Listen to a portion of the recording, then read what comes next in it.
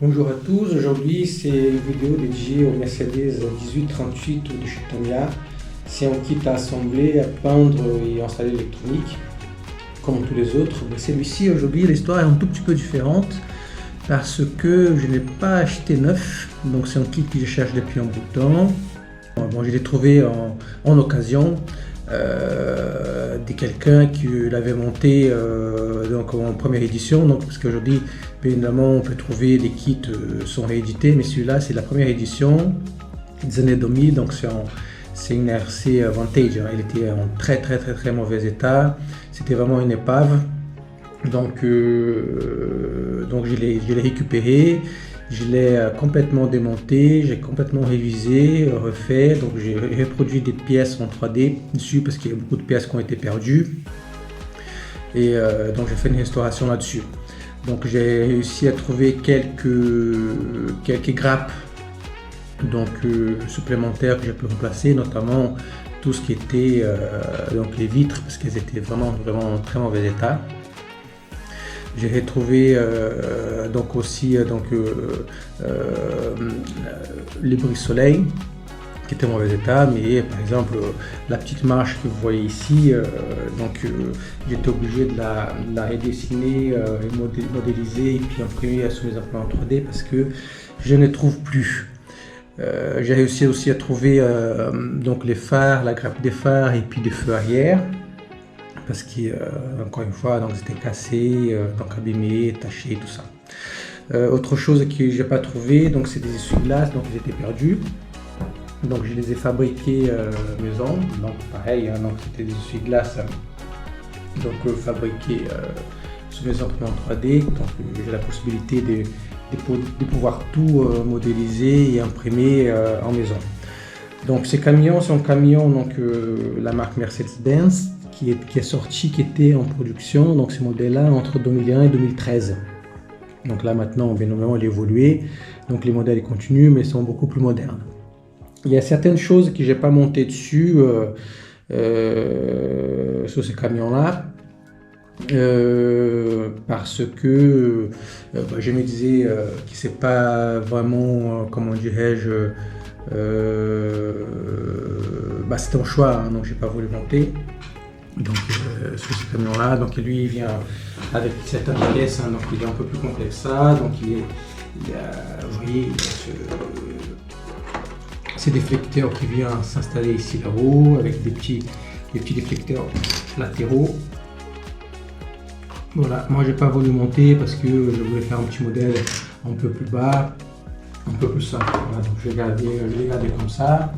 Donc il y a ici une petite trappe, vous voyez, pour les toits qui vient avec, et puis moi j'ai rajouté quelques accessoires dans la carrosserie pour pouvoir combler les petits trous des choses que je n'ai pas montées.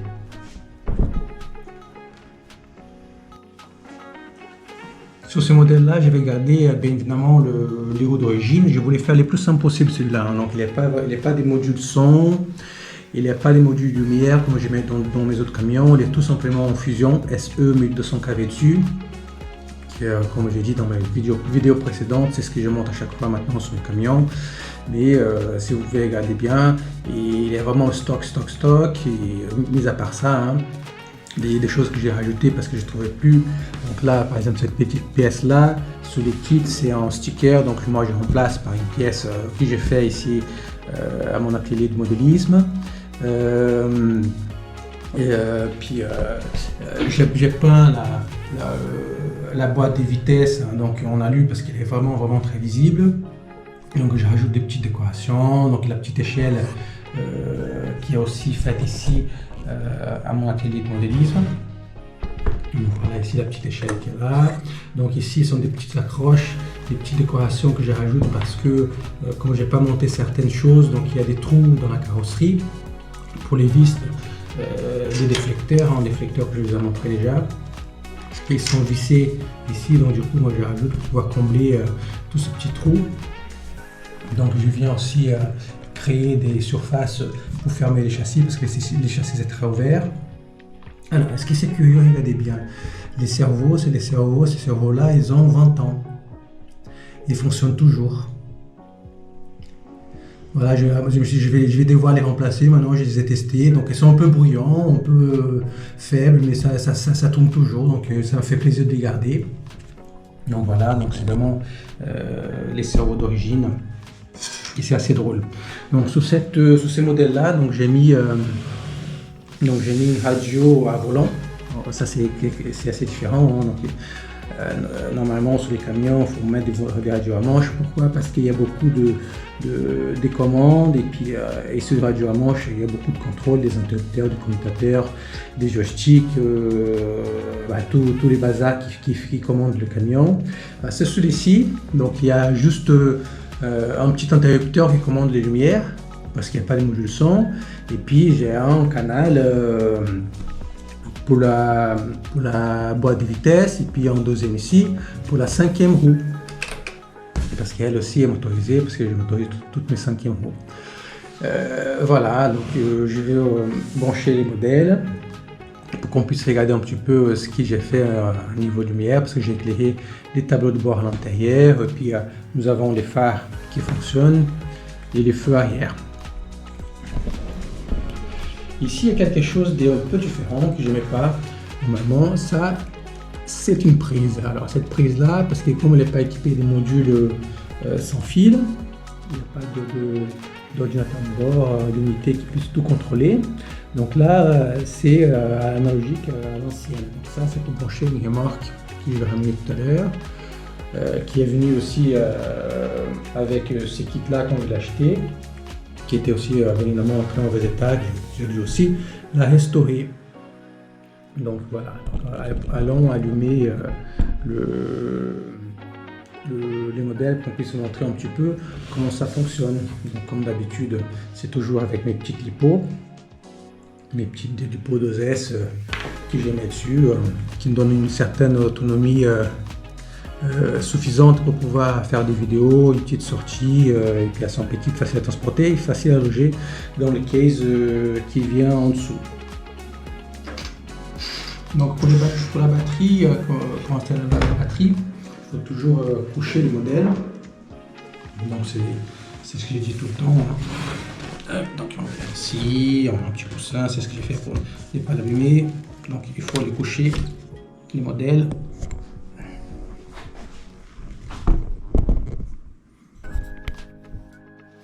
Puis vous voyez ici en dessous comment ça fonctionne. Donc il y a la petite goupille qu'on enlève avec la petite trappe qui s'ouvre.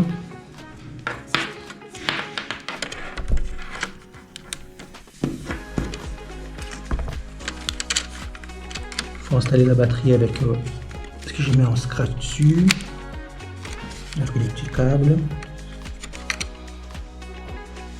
Donc avant de brancher, il faut toujours allumer la radio.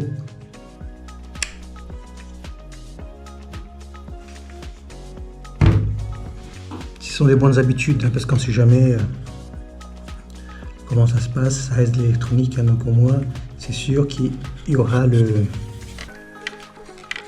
les contrôles qui vont être mis en place. Donc du coup, les modèles ne peuvent pas partir tout seuls. Ça m'est déjà arrivé de brancher une batterie et pour une raison que je ne sais pas laquelle, les modèles s'y mettent à bouger tout seul. Voilà, c'est toujours ces petits systèmes qui sont un peu pénibles.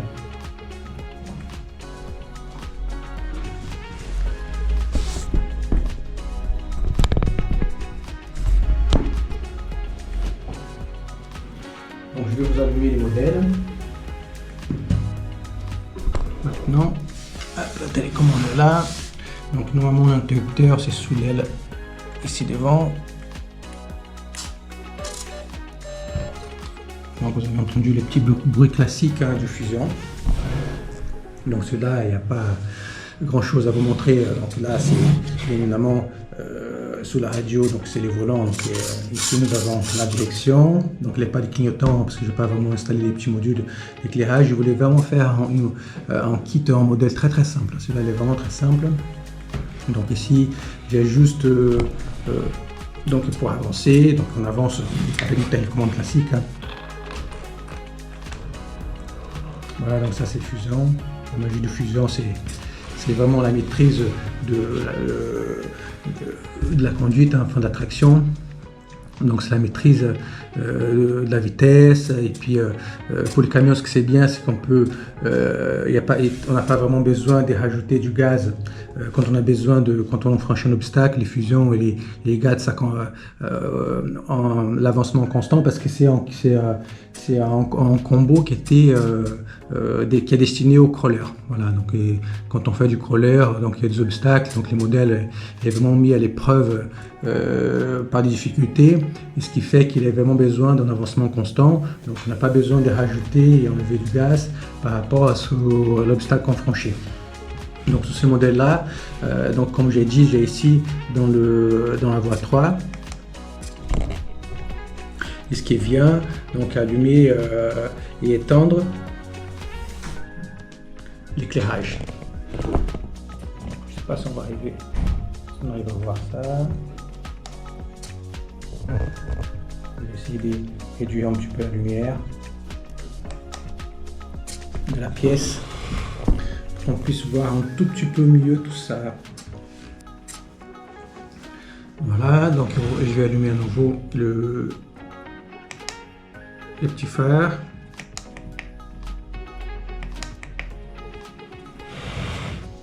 Voilà, tout allumé. Donc il y a une belle lumière, on joue beaucoup, donc j'ai mis des LED un peu plus avec la lumière bien chaude. Pourquoi? Pour vraiment montrer comment dirais-je, ces camions d'époque, parce qu'à l'époque il n'y avait pas vraiment de LED toute blanche comme on voit aujourd'hui. Donc c'est pas mal.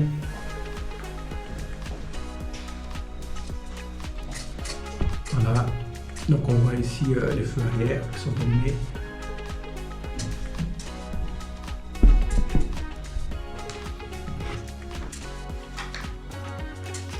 Avec les modèles.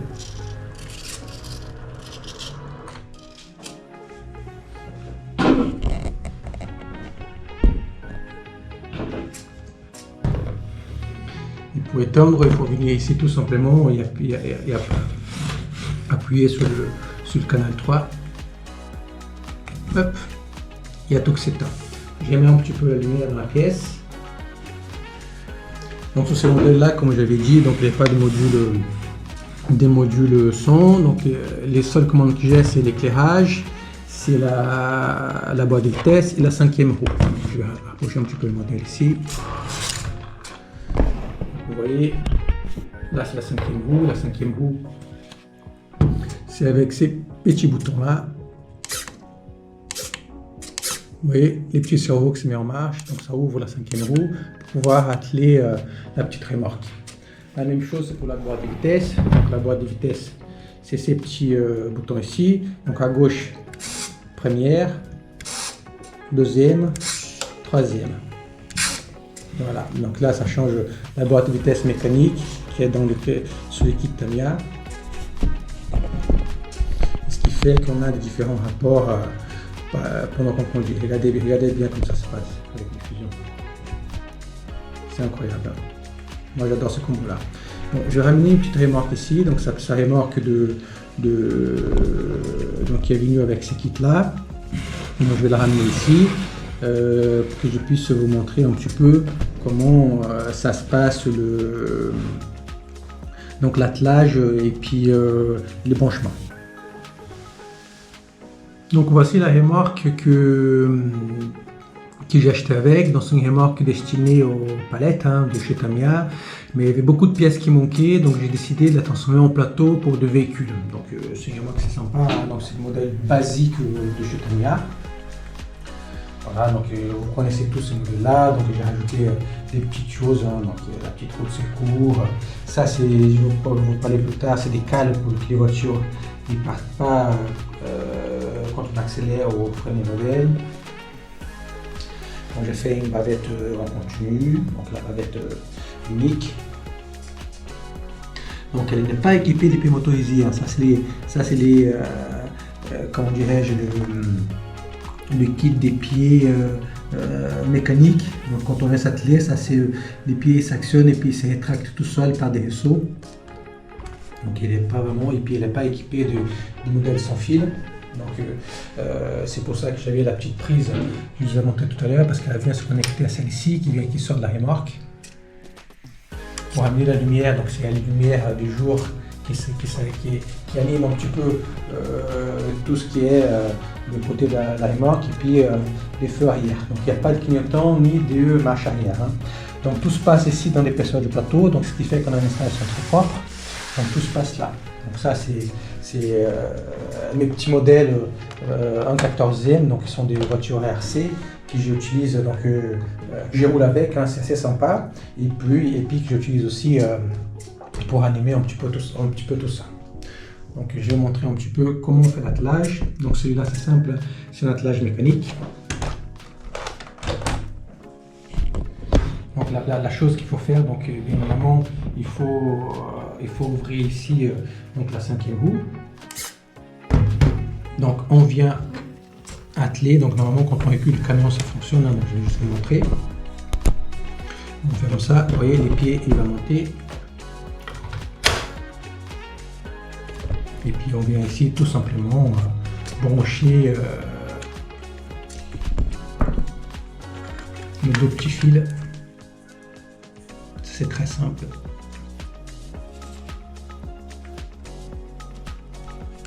Voilà, tout est branché.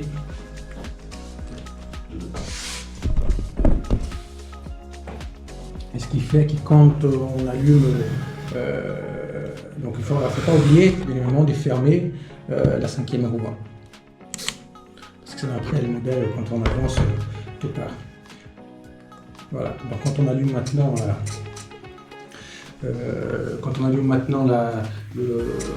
les tracteurs, on va les brancher en filaire avec la remorque, tout s'allume. Donc je vais déjà ouvrir la lumière pour montrer un petit peu l'éclairage. Voilà, donc là l'éclairage du camion donc, est activé. Donc, on active l'éclairage du camion et puis la petite lumière, donc la remorque qui se met aussi en route avec les feux arrière. C'est assez sympa. Hein. Encore une fois, c'est un modèle très très simple, hein, donc il n'y a pas de pieds motorisés, il n'y a pas de modules de contrôle du son, de lumière, il y a juste un interrupteur qui fonctionne avec la radio, et puis tout le reste est en filaire. Et j'aime bien, hein, donc c'est aussi sympa, c'est plus sympa à monter. Voilà, quand on arrête le modèle, puis les tracteurs et tout s'arrête parce que c'est branché en filaire.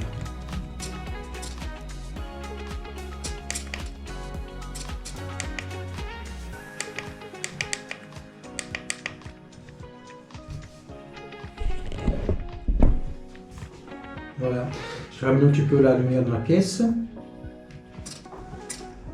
Et puis cet ensemble, donc il vient se compléter avec mes petits modèles 1/14e qui viennent se loger dessus. Voilà, comme ça fait vraiment un bel ensemble. Vous voyez que c'est assez rigolo. Donc là maintenant, je fais plus que le balader. Très silencieux, donc ça c'est tous les avantages du Fusion. On entend vraiment rien. Et puis la transmission de Tamiya elle est juste extraordinaire, hein, parce que c'est une boîte à 3 vitesses.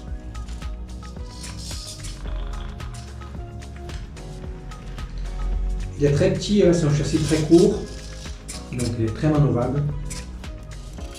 Et puis il braque beaucoup. Encore une fois, il faut que je fasse une vidéo là-dessus. J'ai une petite astuce pour pouvoir avoir plus de braquage sur ce modèle-là. C'est une petite modification très simple qu'on fait à la barre de direction. Donc je pense que je vais faire une petite vidéo prochainement pour vous montrer comment on fait ça. C'est très simple, hein. Donc, on achète une petite tige pour la mesure, on fait 2-3 pliures et puis on rajoute les pièces en plastique qui viennent avec la barre d'origine.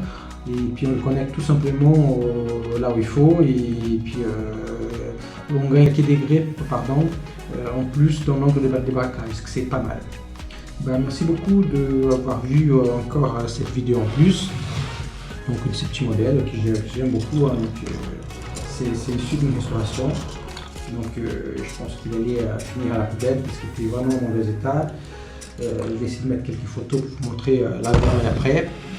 Et puis avec l'installation que j'ai faite avec cette petite radio à volant que je mets normalement dans des modèles un peu plus simples et qui aujourd'hui j'ai réussi à mettre dans ce modèle là. Là, si on parlait des petites cales, vous voyez, ce sont les petites cales que j'ai fait encore une fois dans mon atelier. Et ces petites cales là, c'est simple hein, parce que quand on roule, on accélère, donc les voitures elles ont une tendance donc à bouger comme ça. Donc, du coup je viens, hop, on met la petite cale, on la cale dessus et là ça bouge plus. Donc on peut accélérer, freiner, monter des côtes, etc. Voilà pour aujourd'hui. Merci, puis à bientôt dans une prochaine vidéo tuto ou dans de prochaines sorties. Au revoir.